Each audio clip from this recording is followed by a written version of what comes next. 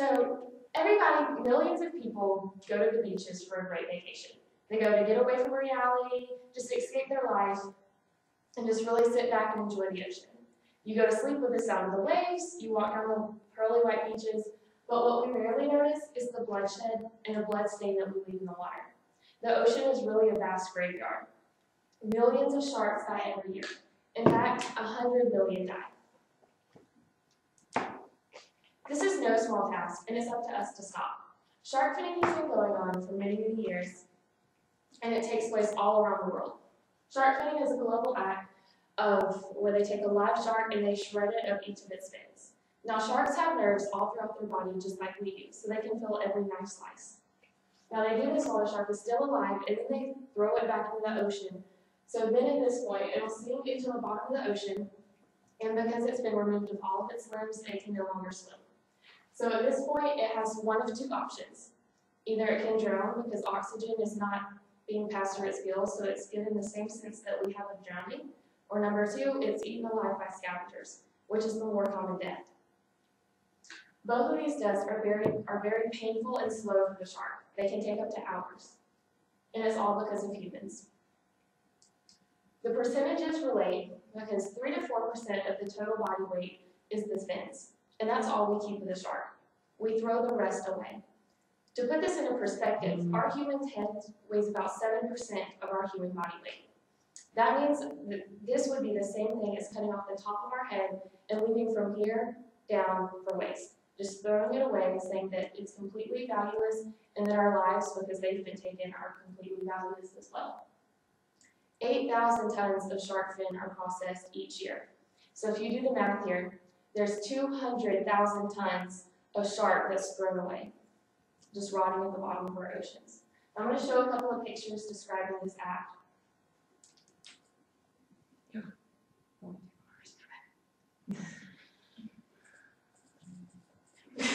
I'm not going to take off. So you're going to see in the top left is the hammerhead shark actually getting fin, and then you'll see down here in the bottom right, it's sinking to the bottom without any of its fins. At this point, it's still trying to live, striving for life, but its fate is inevitable. The next picture that we're going to see is showing how thick the fins can be, and that's not going to be taken off in one knife slice.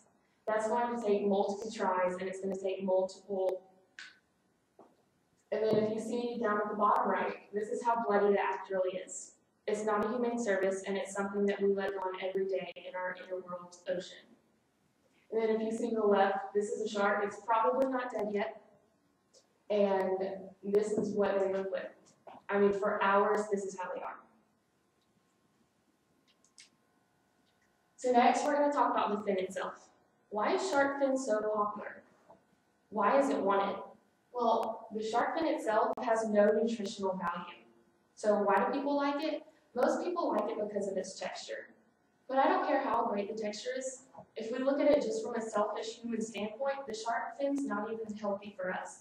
It has 42 times higher mercury levels than the safe limit. 145 participating countries. That's 145 over different industries going into a world ocean every day and taking the lives of sharks. But we live in the United States. I mean, we're very humane, we're civil, we have activist groups against this. So we couldn't possibly, right, be involved. Well, that's not always true. Contrary to what we would like to believe, there's 360 restaurants in California alone with shark fin soup on their menu. They took a survey in Hong Kong, and they were asking about how many people have been served shark fin soup at a wedding, because it's very traditionally done at weddings and funerals. 89% said that they had in fact been served shark fin soup. That's almost 9 out of 10 people that have contributed to this, just in one city. Now, so why is it a multi-billion-dollar industry?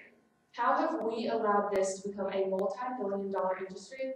Well, because every pound of shark fin is worth $300. But I don't care about human profit. It's not going to justify what we're doing to these poor animals. I know 100 million sounds like a big number, This just shows how true that number can be. And this is only a couple of the examples, and you can find so many more online. And it just shows how vast this inhumane act has grown. You can see they just lay them out to dry, and they shove them in the barrels, they shove them anywhere you can. Now what you will notice is there's no carcasses on this boat. Why are there no carcasses? Because they're rotting at the bottom of our oceans. So now we're going to talk about the problems concerning shark finning. First of all, there's no regulation. Some countries, including America, have laws against shark finning. They're banning it, they don't want it to happen on their coast. However, there's no execution of these laws. There's nothing to go out there, regulate, and watch their activity. Also, finners are taking any kind of shark. They don't care if it's male, female, small, large, or what type of species it is, or if it's endangered. They will do anything. So we need to talk about how is this really affecting us? Well, there's 75% of each species of shark has gone down in numbers. And some of these numbers have gone down by 90%. That means because of man, only 10% of what's left is really swimming in our oceans. So the maturity rate of sharks is another problem that we face. And it's going to be hard to come back from the numbers we've left it down to.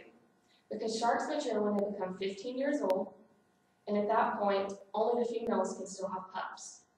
And even then, they only have 1 to 2 pups per year. At this rate, it's going to be nearly impossible to get our original standards of sharks back up to their numbers. So whose responsibility is it? Well, I believe it's everybody's. It's mine, it's yours, it's our neighbors. There's a lot of ways to contribute to the cause by just sitting in the comfortability of your living room.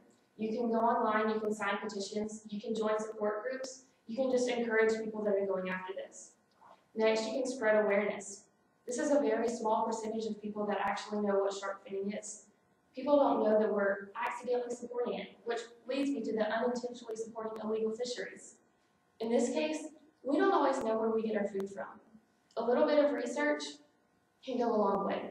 We can figure out what's on our menus, what fisheries we actually buy from, and what restaurants really support. Ultimately, it's our money, and it's our job to make sure it doesn't end up in the shark finner's pocket. We're called to be good stewards, so we need to make sure that this prized creation is left to swim another day.